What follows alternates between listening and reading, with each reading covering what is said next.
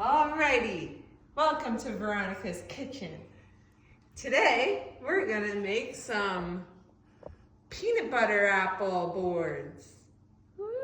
A board of peanut butter. Oh my gosh, that's cool, man. Peanut butter spread all over a board. Oh, look at that. And then we're gonna take our sliced apples and we're gonna add them to the board. And we're just gonna arrange them all pretty all over the board. I think we're done with the spoon. There we go, that looks pretty good.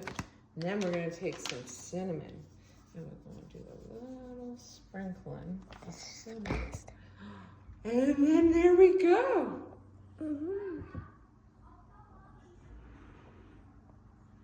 It's pretty.